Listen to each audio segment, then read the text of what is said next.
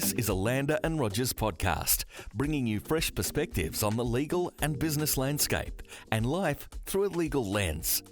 Welcome to Legal Human, a podcast focused on the role of human lawyers in the legal ecosystem and society more broadly. I'm your host, Anthony Kearns. Professor Pip Nicholson, thank you so much for joining us at Legal Human. Pleasure. You are currently the Deputy Vice Chancellor of People at the University of Melbourne. But prior to that, you were the Dean of the Law School and been a lawyer for how long have you been a lawyer?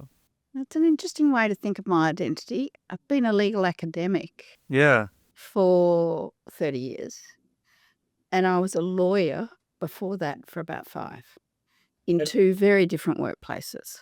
And do you, I guess that's a good question to ask. Do you still consider yourself to be a lawyer as any part of your identity? I consider some of the skills I have to be skills that I acquired as a result of 1, legal training and 2, practice. So that going to issues and lining up the issues and trying to work out the priority that lies between them, I see that as part of my legal training. And I use it on a daily basis. Do I see myself as having a legal identity? As a lawyer? Not really. As a legal graduate? Absolutely. As a lawyer? Not really. Partly because I work really closely with people who are working as lawyers as their practice, and what they're doing and what I'm doing is a little bit different. So tell me a little bit about your current role and So in 2022, the University of Melbourne decided to create a new role, Deputy Vice Chancellor of People and Community. That means that I work with the Vice Chancellor and his senior team, partly on issues relating to staff and partly on issues relating to staff and students, including the HR function reporting into me, diversity and inclusion, values, how we would want to create, foster, ultimately set up to thrive both staff and students as members of a community that is both inclusive of both staff and students and different communities within that, some of which will be staff only, some of which will be student only. But I think it was a fabulous initiative of the university, not because I'm in the role, but because I think post-COVID, the university really needed to think long and hard about how it could best support its staff. It was also quite a challenging time for a range of other reasons, and it was a good moment for the university to decide to focus on its people, which it clearly signalled through the creation of that role. When I read your title, I thought it might include the role of university within the broader community, but it seems as though it's contained within the university community. So that's an ongoing debate, sort of. And so parts of my role, I have some very quirky parts to my portfolio, Melbourne University sport being one of it. And I think many people are surprised that the DVC People and Community, Pip Nicholson, is working closely with Melbourne Uni Sport. That is both an internal and external role because the clubs travel broadly and far. And colleges are also within my portfolio, and that's half in, half out. We own some colleges. Other colleges are entirely independent of the university but have a very close relationship with us. The broader community engagement piece tends to be held in a range of portfolios. And so engagement with government on a range of issues sits with me, as it does with other senior leaders across the university. It's a big remit and quite different to what you were doing. What have been the most challenging or interesting shifts from your perspective? The law school is a really special place to work. It's a pretty tightly knit community, and in university terms, it's what we call a single department faculty. So after a period of enormous tension some decades ago and a long sustained period on making sure that we brought that group of people back together, it is largely a very collegial place to work. It's had, it has its tensions and it has its moments, but a single department faculty doesn't set up a competition for resources in the same way that a multi-department faculty does. And many of the faculties at the university are multi-department. That's the first observation. The second is it's a place of extraordinary intellectual richness. And so I always felt it was an absolute privilege to lead that group of people, because if I wanted to know a bit about this or a bit about that, I only had to pick up the phone and I could be introduced into the vagaries of trust law or the complexity of intellectual property law or the ways in which comparative legal traditions could be critiqued or welcomed. So it was an extraordinarily rich place to work. And in the final 2 years, 20 and 21, the COVID years, I actually think in some ways we came closer together than we'd ever been before. In other ways, it was more difficult. When I think of the focus on teaching from February 2020, when it became really clear that we would have to pivot and go online, upskilling every academic to be able to work digitally in 2 weeks, which was in effect what we had, all hands to the mill, and incredible partnership. And then working with students, I think we set about weekly meetings with student leadership because we needed to understand, one, what they were going through, but also how they were experiencing this utterly new way of teaching and learning that had been sort of developed overnight. And so in some ways, it's not only a privilege because it was such an intellectually rich place, it was a place of enormous partnership. But through the COVID years, I saw really the best of staff and students in so many ways. And there was a real preparedness, I think, to work differently. Everyone just accepted we had to work differently. I think, so why am I telling you that? I'm telling you that because universities are frequently accused of being stuck in the past. They are frequently accused of being unimaginative and insufficiently agile. And I would just like to say that I think that across those 2 years, not only the law school, but the university as a whole was upended. And we continued to do what we were there to do, which was to teach and research. And I think that's a great achievement. You've mentioned that you now encounter lawyers working within their as lawyers. Is that really the first time in your career that you've been a client of lawyers? Yes. So I worked for a commercial law firm for a while, and then I worked for legal aid for a while, and I'd volunteered at a community legal centre for 3 or 4 years. So I'd worked in 3 very different sites. When I went back to the academy, I went first to do a master's in public policy. I wasn't sure if I'd stay in the law. We were at ANU at the same time, I believe, Anthony. And then I went back to do a doctorate in law and commenced working, sessionally and then as a full-time academic at that time. From the moment I stopped being a practicing lawyer until I became dean, I had not been a client. And nor had I had a lot of engagement with the profession, except to the extent that they were working in emerging jurisdictions in Southeast Asia. So I worked closely with a range of Australian practitioners who were either building a practice or contributing to law reform in Vietnam, and we worked together on a range of projects. So lots of academics have a particular engagements with lawyers. But then when I became dean, there were a few occasions when I became the client, and engaging with the profession was a core part of that role. And seeing how different it was I working with the tax lawyers? Was I working with the corporate lawyers? Very different tribes within law, I think.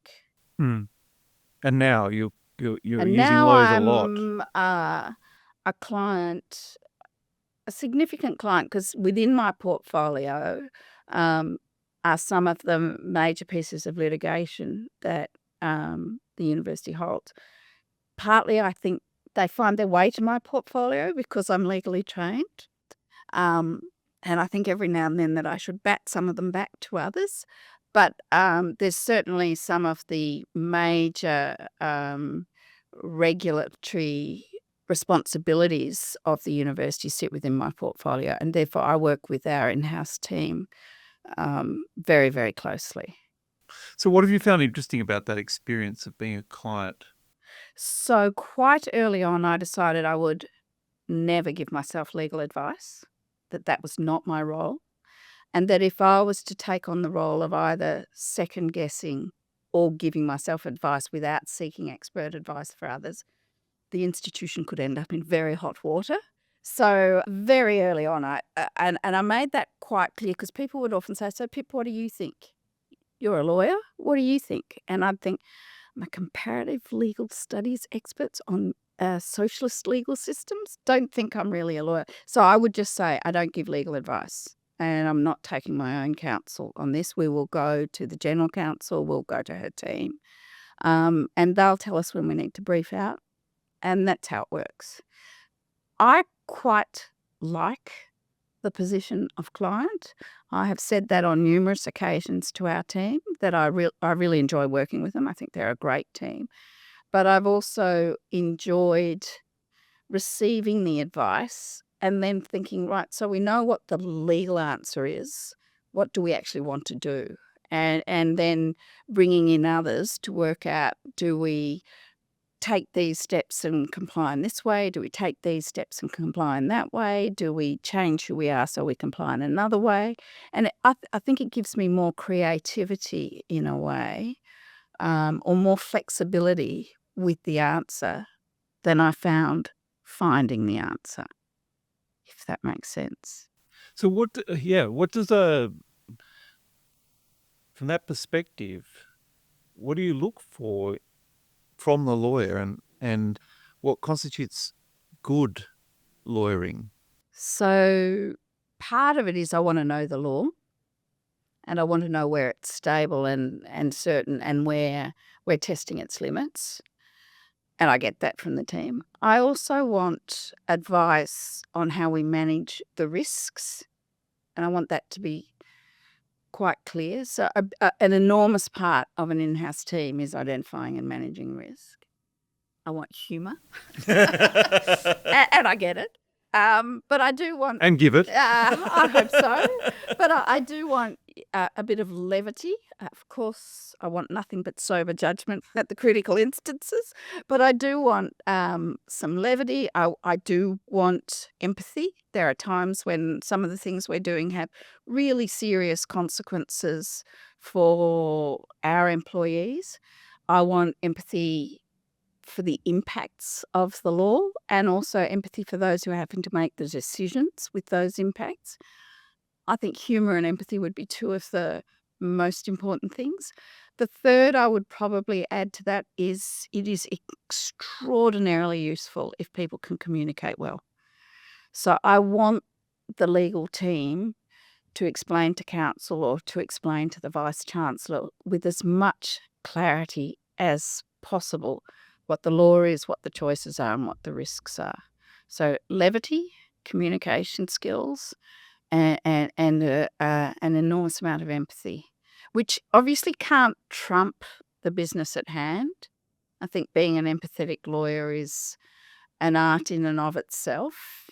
It would not help me if the lawyer was to over-emote in some ways. There's a judgment there about what that empathy looks like, but good empathy can be really gratefully received. And empathy in judgment, which is something which is a little bit different perhaps. But at the end of the day, you also would like them to be an emotionally stable part of the experience. Yeah. It would not help me if the legal team was intemperate.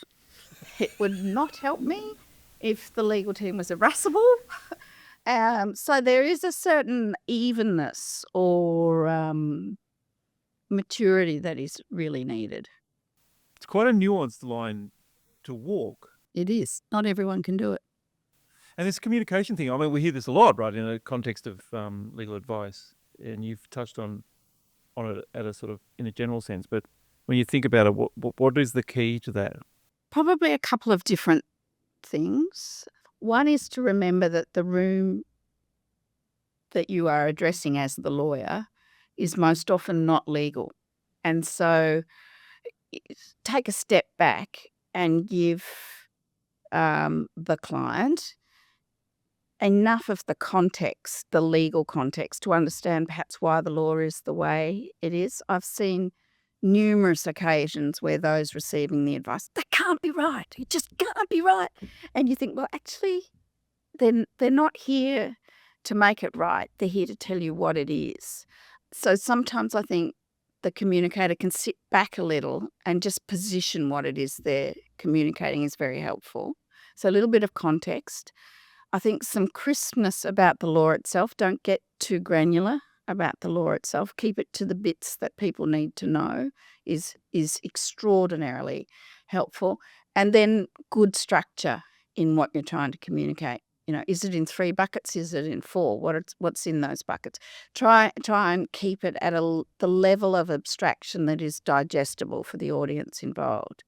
Now, sometimes if you're addressing counsel, for example, and you've got highly competent lawyers there, some of them will want to take you right into the detail as legal counsel. You can go there with them, but don't ever forget to carry the broader audience that might not otherwise be capable of following you.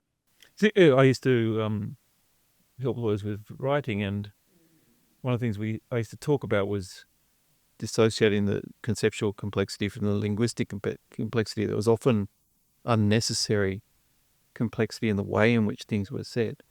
And to distill something really complex down to something that people can understand seems to be the key. It's an art form. Yeah. Short It sentences. takes confidence. Short sentences. Short sentences. It does take confidence. It takes real confidence to strip out the minutiae and be confident that you've got the principles right. I think it takes real expertise too. But I think what I'm saying about oral advice is not dissimilar from what I'm saying about written advice. Meet them where they're at. Yeah. So the sort of premise of Legal Human, or what has stimulated this, is that there's a lot of conversation in the profession about the impact of generative AI and enabling technology. Yep. And language and words like existential and threat are thrown around. And I don't think there's much doubt that there's going to be an impact of generative AI, not only on the legal profession, but in the universities, Everywhere. higher education sector. It's something to be really considering how it's incorporated into what we do. I think that part of the conversation which we're not having at the same frequency is, what is the enduring and evolving role of lawyers then? The technology-enabled lawyer.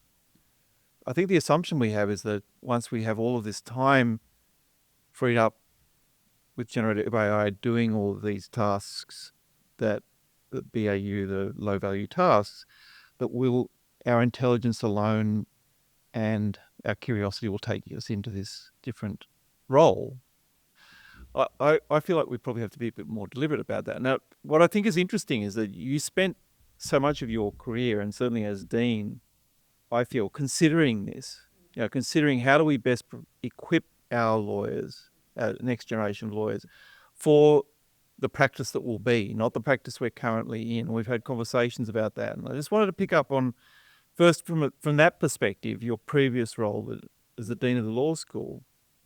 What do you think are the capabilities, skills, mindsets that we haven't necessarily focused on, or not focused on sufficiently, that will be necessary for lawyers in this future state? So around the time I assumed the deanship, which I think was 2018, at the school we were having a conversation about the creativity that lawyers would need looking ahead to a future of practice that would change substantially across the lifetime of our graduates. If you think of someone finishing law today or yesterday, anytime in the last 5 years, the practice of law will fundamentally alter in some ways across a 30-year career. So some creativity was, and how we might look to bring that into a curriculum that is already jammed and is very technically heavy. So that was one part of the conversation, because I think there was a strong feeling, at least among a sufficient coterie of the staff, that this was something we needed to bring in. And so a range of subjects were enabled to do that. I think the second competency that we certainly wanted some of our graduates to hold, and in my view, increasingly more of the graduates would need to hold, is the capacity to form a judgment about what machines were doing or what AI looked like. What was it actually delivering, and on what assumptions and biases would it be building? So how would it be perpetuating a way of looking at people within law, for example, and then perpetuating biases that are fundamentally unacceptable in the practice of law? And I know Harvard did a study around how, if you look back across criminal sentencing data, you might perpetuate biases about colour, socioeconomic circumstance, all sorts of human traits could become embedded in AI decision making if you weren't alert, mindful, and correcting for that, and or saying it's not appropriate to use it for that reason. So I think that capacity to judge what it is that the artificial intelligence is offering is really important. And that will become harder and harder as the artificial intelligence itself becomes smarter and smarter. So increasingly, you might need to draw in other experts to help you with that, or you might need to, as a graduate, go back and do some particular study to uplift your capacity to do that. But I think that is really important. And a third school of thought that I know in particular Jeannie Patterson, who's the director of the Centre for AI for Digital Ethics at the University of Melbourne, was debating with colleagues, and this is 5 or 6 years ago, okay, so now I think the debate is less and the practice is more, was that students need a sense of the principles of the systems of law and the jurisprudence within so contract law and its principles, trust law and its principles, remedies and its principles, so that they're capable of judging what is being produced.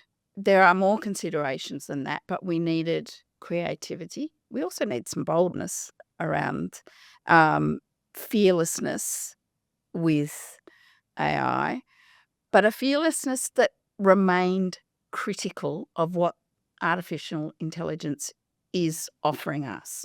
Never to assume that because AI produces this result, it's the right result. You need to have done some due diligence around that. And then that third part about a real fluency around the underlying principles that inform particular areas of law, so that you've got a yardstick that is beyond the technical competency to just sort of self-check.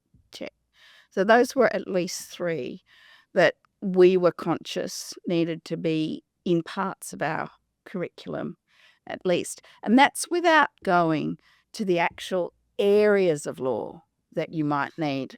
Privacy, how are we going to hold that?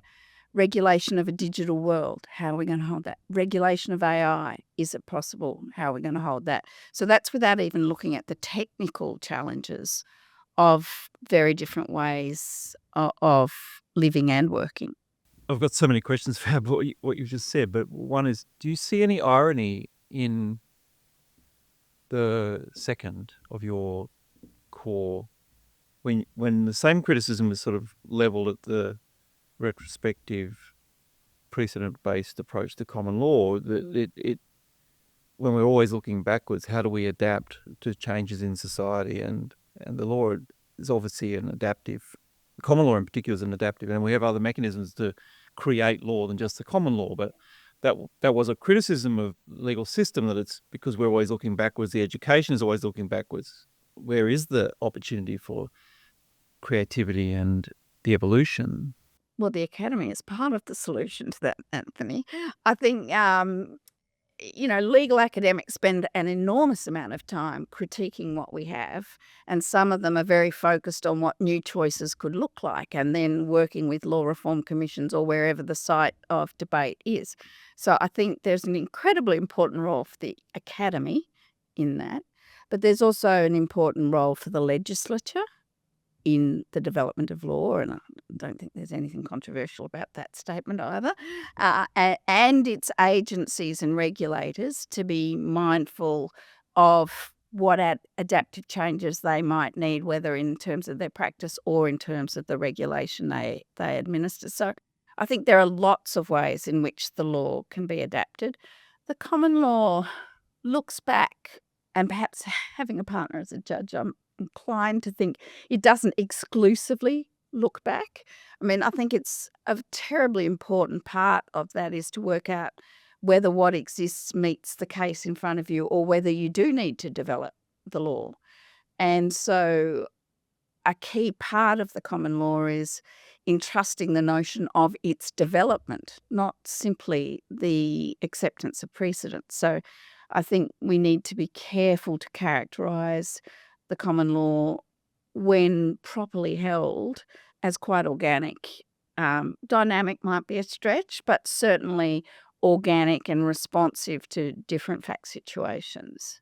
I guess my other question is, I mean, I guess the caveat on that, if I can add one, is the sheer cost, right? Yeah. So where we might want to see cases challenged, they might not be. And so a wrong that we are confident is being perpetuated in the law remains because it's not challenged unless we can get it picked up through some of those other institutions. Yeah. And that's it. the other two things I wanted to pick up on was you said that the degree, and by that you now mean the JD, presumably, is very technically heavy. And linked to that, I think, is a lot of the capabilities you've described are really at the boundary or at the interface with technology.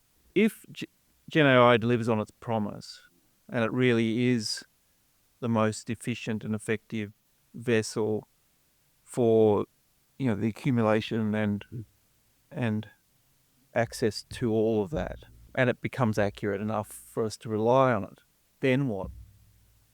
And then what from the perspective of the JD? Like, what are we then teaching lawyers? Is it just the core that you've just been describing that enables us to be able to discern what generative AI is? What are lawyers then learning? What's at the heart of expertise? So I think we're still learning what that is. I don't think we've landed the proto-perfect law school for the next 50 years, because I think just as the profession's experimenting and innovating, I think so too are law schools around the globe and around the country. So that's a little bit of a save there in the sense that we are all learning in this together. So I don't think I'm going to tell you what the answer is, because I don't think I have the answer. If you go back to some of the skills I talked to the need for, which I have felt very acutely as a client, I think if you look at our co-curriculum, witness examination, mooting, and so on, you're seeing their communication skills. And I think we will need to spend as much time as we have, if not more, on communication skills. We will need to spend more time on ethics, but not the ethics of the profession, which remain bedrock and have to be taught and should not be abandoned, but the ethics of working with other people as knowledge providers. I think that becomes very critical, and I think that will become quite mainstream relatively quickly around how the ethics of working with automation, but also the ethics and the management of working with machines as co-creators of a service, which is what AI ultimately looks like. So I think ethics will become very important. There's been a long debate in law schools, do we have to teach students to code or not code? I think that ship has sailed. I don't think we have to teach students to code, but we have to, anyone living in what is now a digital age needs to have much more structured thinking about technology than my generation was equipped with at law school. And I think we probably will be seeing that relatively soon, whether it's better in ethics or not. I think that's probably another standalone piece there. So then there comes the question, which is an age-old question for law schools, whether you teach skills within curriculum or whether you teach skills standalone. And in some senses, I think often a hybrid is that, we introduce skills and then we see them embedded through and tested through curriculum. But so the ethics, how we understand the AI contribution to that particular body of law, and that communication skills and making sure that the adjunct curriculum is really honing it, and or we bring it in to some parts of the curriculum, which we've done at various points in time as well. So I think those are some of the questions we need to be able to answer. Can you ever see control of the core being released? I mean, the Pre-C11, the Langdale, do you see a future where teaching lawyers the law is not the core? I don't see it in the immediate future, not in the short term. I'm not even sure that I see it in the near term, because I think there's enormous risks in that. And at the end of the day, you go to the lawyer to help you manage risks. You don't go to the lawyer to have your risks magnified. And until the law has resolved its relationship with AI, I can't see us absolving the graduate from the need to know the technical law. There's also, so no, not in the near or medium term. What it looks like in the long term, let's wait and see.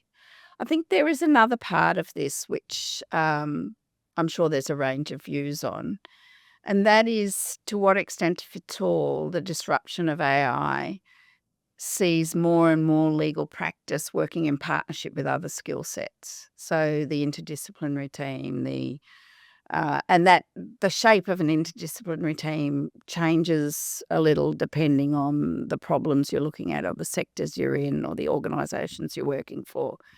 But I instinctively feel that sort of partnership across expertise will grow as AI grows, because it will impact different places and spaces in different ways, and there will be benefits of leveraging different skills and disciplines and mindsets to solve particular issues. I see it a bit as a client that it's good to have the technical legal advice, but let's take that to some sort of problem-solving mindset. And, there are people much more learned than me writing about this. But I can see the benefits of an interdisciplinarity. And I think AI pushes us more in that direction. To the extent you can talk about it, but in your current role, obviously, and looking at higher education and the impact of generative AI on the educational process, obviously the universities are, in the thick of trying to work out how to accommodate that technology now. This is not a future thing. This is about how do we embrace that. What are the key elements that you're considering? Clearly, there's a sort of, is it your work plagiarism? Yeah, there's an integrity issue. There's an integrity issue. Yeah. But beyond that, then, what are you looking at as universities across your disciplines as to the role of? So there's been a range of different places within the university where we're experimenting with how do you bring AI into the classroom. AI is everywhere, and our students are acutely aware of how to use it and its utility to them. We set readings they can put them into a machine and get a summary and just read a summary. So we have to be looking at how we are interrogating their knowledge, but we don't want to do so without recognising that the ways you can find knowledge and share knowledge and synthesise knowledge are fundamentally changing. So I think across lots of parts of the university, we now see teachers bringing AI into the classroom, saying this is AI generated work, you critique it, you tell me what is missing, is a very basic example. Now, that's quite easy to do at the moment because AI is missing quite a lot. It's going to be harder and harder to do as AI gets better, so we're going to have to refine that. I think there is a lot of work around the integrity of assessment. There's also the ways in which, as teachers, just as lawyers, we can become more efficient about some of the work that we do with the assistance of AI. And we are working through the boundaries of when is it entirely appropriate for AI to assist with the work, and when is it absolving some component that shouldn't be, in effect, contracted out by the teacher. I was driving to work yesterday, I think, and I won't reveal which station I was listening to, but the question was put, is it appropriate for a teacher to contract out the writing of reports? Well, teachers have had template responses to reports for a long time. Is that different? So we have to explore where the impact is positive, where it's negative, and where it's unethical. Last question. Mm-hmm. Going back to law again. How optimistic are you for the future contribution of lawyers, human lawyers, to the legal ecosystem? I think they'll continue to be needed for a very long time. My title is People and Community. That may indicate a certain bias as to the need for the relationship, whether it's between colleagues or advisors. But if you go back to the things that help me to digest and work with legal advice, and I think I said to you, levity, empathy, structure, those things at this point, even if they're available from a machine, they're not received by me in the same way because they come from a machine. And so I think there is a real role for humans in lawyering, but also in developing the law. We have ethical dilemmas as a society all over the place all of the time. And I think if we contract out their resolution, and the law is often dealing with that, what is right and just in these circumstances? And sometimes the circumstances are between a neighbour and a fence, and sometimes they go to the heart of the social contract. And I think if we are absolving humans of responsibility for that decision making, we have absolved our responsibility to each other and the society in which we live. So I cannot see a world where we can contract out the human element in the administration of justice, which is what lawyers are actually involved in. Pip Nicholson, thank you so much for joining us, Legal Human. Pleasure. You've been listening to Legal Human. To hear more Legal Human podcasts, subscribe to the channel. For more insights from Lander and Rogers, visit our website at landers.com.au or connect with us on LinkedIn, Instagram and YouTube.